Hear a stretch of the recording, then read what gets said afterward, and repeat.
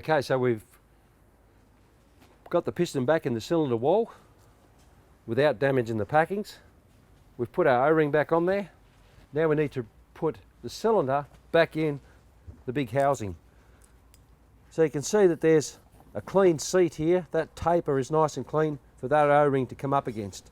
So the important thing to remember is I need to put some lubrication on there so that if I need to pull it apart at any stage, there's something in there so that there's no corrosion can eventuate within the threads. So in that kit, what you'll get is a packet of anti-seize. So the anti-seize is utilised on these bigger threads so that I may be able to get the things undone at a later date. So here's the anti-seize. It's nickel cadmium anti-seize.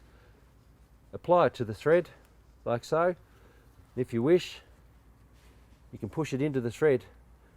Now, I don't have to do it round the thread all the way, but what I do need to do is put it on the leading edge so that when the thread starts to marry with the cut in here, it takes that anti-seize with it. Would you put copious amounts on there? I wouldn't be inclined to, because it does consolidate and it can make it difficult and bind the thread.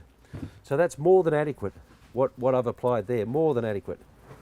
So the O-ring itself, what I'm inclined to do is use a little bit of Vaseline, because the Vaseline is an excellent lubricant and it'll squash in behind the O-ring so that when I wish to remove it again, the ringland, which is the recess in the cylinder, is nice and clean and easy to clean if there is any paint remnants in there.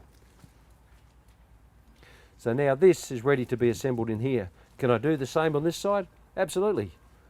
Apply a small amount of anti-seize, a small amount of Vaseline on that tapered edge so that I'm not putting this O-ring back in there dry. If you reassemble it dry, you'll actually tear the O-ring and it no longer seals in there. It's imperative that this one seals because this is the pressure chamber itself.